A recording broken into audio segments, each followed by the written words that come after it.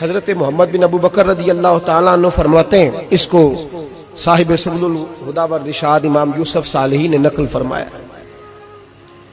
کہتے ہیں کہ میں حضور کے ساتھ ایک جنگ پہ گیا تو واپس ہم آ رہے تھے تو اس جنگ میں بڑی فتح ہوئی، 5واں حصہ مال غنیمت کا ہم نے سرکار کی بارگاہ میں نذرانہ پیش کیا تو 80 اونٹ حضور کے حصے میں بھی آئے، اتنا نفع ملا۔ واپس آ رہے تھے تو ایک جگہ شام کا وقت ہو گیا، کچھ علاقہ اچھا ملا تو حضور نے فرمایا سفر آگے نہ کرو، یہیں پڑاؤ کر لو، پتہ نہیں آگے جا کے کوئی ایسی اچھی جگہ میسر آئے نہ آئے۔ حالانکہ حضور سارا کچھ جانتے ہیں، پر تعلیم امت کے لیے فرمایا یہی، کہتے خیمے لگ گئے، رک گئے، ایک ایک خیمے میں 2-2 4-4 آدمی۔ فرماتے میرے خیمے میں حضرت محمد بن ابو بکر جناب ابو بکر کے صاحبزادے تو میرے خیمے میں جو صحابی تھے نا وہ بڑے موٹے تازے تھے، بڑے وجود ان کا بسطۃ فی العلم والجسم، موٹے تگڑے۔ مغرب کی نماز پڑھنے ہم حضور علیہ الصلوۃ والسلام کی بارگاہ عالی مرتبت میں حاضر ہوئے، حضور کے پیچھے نماز پڑھی اقتداء میں۔ کہتے نماز مکمل کر کے نا تو صحابی کا دل کیا میں دست بوسی کروں۔ اس زمانے میں لوگ لکڑی کے جوتے پہنتے تھے، کھڑاؤں کہا جاتا تھا۔ حضور کے قدمین شریفین پر نالین مقدس نہیں تھے اور حضور کا وجود نا بڑا نازک تھا۔ صحابہ کہتے ہیں جب دست مبارک میں ہاتھ ملاتے تھے تو حضور کا دست مبارک کستوری سے زیادہ خوشبو والا ہوتا تھا اور برف سے زیادہ ٹھنڈا ہوتا تھا۔ تو فرماتے ہیں حضور کی بارگاہ میں نا نماز کے بعد جب صحابہ بکھرے تو وہ بھی آگے بڑھے سلام، یہ کچھ لوگ آتے ہیں سلام لینے، مجھے بڑی تکلیف ہوتی ہے جب دھکے لگتے ہیں نا تو میں کہتا ہوں یار نہ آیا کرو، ہم کون سا کوئی اتنے اعزاز والے لوگ، پھر دھکے لگ، اور کچھ اتنی محبت سے سلام لیتے ہیں، اتنی محبت سے سلام لیتے ہیں کہ کئی دفعہ جوڑ ہل جاتے ہیں، اتنا زبردست سلام لیتے ہیں۔ وہ پیچھے کھڑے ہوتے ہیں تو ہاتھ کھینچ لیتے ہیں۔ اب وہ طبیعت بھی نہیں چاہتی کہ کسی کو کچھ کہا جائے، لیکن وہ بعد میں محسوس ہوتا ہے کہ یہ محبت ہوئی ہے، اور محبت میں معاملات بڑے دور نکل جاتے ہیں کئی دفعہ۔ تو محبت تو اس کا نام ہے کہ محبوب کو آسانی کس بات میں ہے، محبوب کو آسانی کس بات میں ہے، محبت اس چیز کا نام، اس چیز کا نام نہیں کہ میں کیا خواہش کر رہا ہوں محبوب وہ والی کرے، نہ وہ راضی کس بات میں ہے، میں گڈی تے ہتھ ڈور سجن دے وہ جنج رکھے اونج رہنا ہے، واجب نہیں جے وچ شریعت مندہ خسم نو کہنا، بات تو یہ ہے کہ اس کو آسانی کس بات میں، عام دام برسرے مطلب۔ اس سلام لینے کے لیے جب آگے بڑھے نا تو جوش میں دوڑ کے آگے بڑھے، حضور کے دستے مبارک کو چوما، لکڑی کے جوتے پہنے تھے، حضور کے قدم مبارک پہ جوتا نہیں تھا، انہوں نے اپنے پیر سے حضور کا پیر دبا دیا۔ تو جو ہے میری بات پر، یہ باٹا کے جوتے پہننے والا جب کسی کا پیر دباتا ہے نا اور بندہ بھی تگڑا ہو تو ایک دفعہ سمجھ آتی ہے کہ کسی نے پیر دبایا ہے۔ تو محبوب کے دستے مبارک میں چھڑی رہتی تھی، سنت مبارکہ ہے چھڑی رکھنا، آسام مبارک۔ جب اس صحابی نے پیر دبایا نا تو نبی پاک اب وہ چھوڑ بھی نہیں رہے، دیر ہو گئی، پیر پہ پیر رکھ کے کھڑے، تو تکلیف محسوس کی، سرکار نے تو چھڑی پیٹ میں چبھائی، فرمایا یار میرا پیر تو چھوڑ دے۔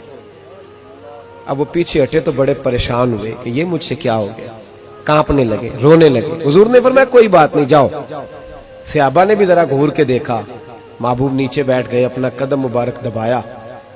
حضرت محمد بن ابو بکر کہتے ہیں ہم اپنے خیمے میں ہم لوگ چلے گئے، عشاء کی نماز بھی حضور کے پیچھے پڑھی، پر وہ صحابی ساری رات سو نہیں سکے، یار یہ مجھ سے کیا ہو گیا، گرا جو ان کی نگاہ سے وہ سنبھل نہیں سکتا، میں نے حضور کو تکلیف دی، محبوب کو تکلیف دی۔ کہتے وہ تڑپنے لگے، رونے لگے، یہ مجھ ساری رات، میں تسلی دیتا کہ یار وہ کوئی ایسی ویسی بات نہیں، اللہ نے ہمارے محبوب کو رحمت للعالمین بنایا، اور حضور جانتے ہیں کہ تو نے جان بوجھ کے ایسا نہیں کیا، لیکن وہ اندر کا جو ہے نا وہ ماحول وہ ان کو سونے نہیں دیتا۔ کہتے ہیں سحری کا وقت ہوا تہجد کا، تو سیدنا بلال حبشی آئے، خیمے کے باہر کھڑے ہو، کہنے لگے بندہ کدھر ہے جس نے کل مغرب کے وقت حضور کا پیر دبایا، کدھر ہے؟ کہتے ہیں اب تو وہ اور ڈرے اور کہنے لگے لگتا ہے میری مذمت میں قرآن آ گیا۔ محبوب کی غیر ارادی بے ادبی بھی اللہ کو پسند نہیں، کہا لگتا ہے آیتیں آ گئیں، پتہ نہیں میرے بارے میں کیا حکم آیا ہوگا، آپ اپنے ابا سے کہہ کے میری سفارش کرائیں گے، جناب صدیق اکبر سے کہیں گے، کہیں ایسا نہ ہو کہ میری دنیا بھی جائے اور آخرت بھی جائے۔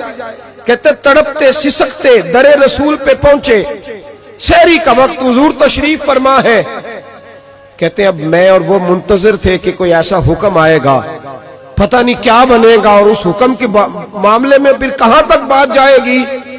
कुर्बान जाए, जब हुजूर के सामने खड़े हुए तो सारा कुछ जानने वाले महबूब ने अपनी उम्मत की तालीम के लिए फरमाया, भाई इशा के बाद ही तुझे बुलाने का इरादा हुआ था, फिर ख्याल आया कि तू कहीं सोया होगा, सहरी में लोग उठ जाते हैं तहज्जुद के लिए, इसलिए तुझे बुलाया है।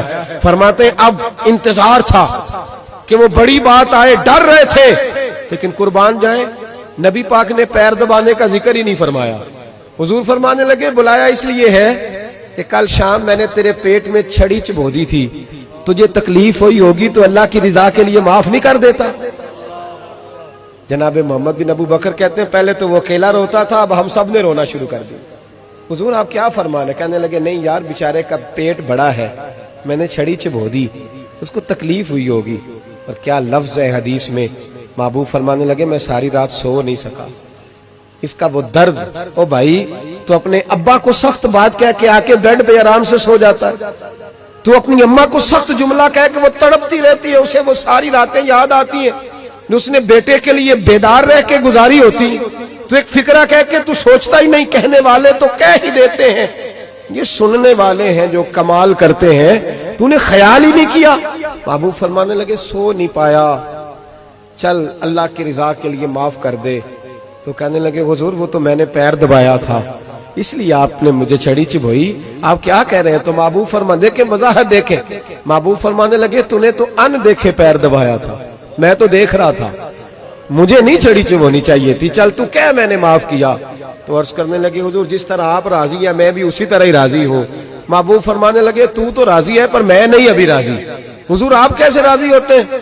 फरमाया जी 80 ऊंट मेरे हिस्से में आए हैं, अगर तू सारे तोहफे में कबूल करे तो मैं राजी हो जाऊंगा।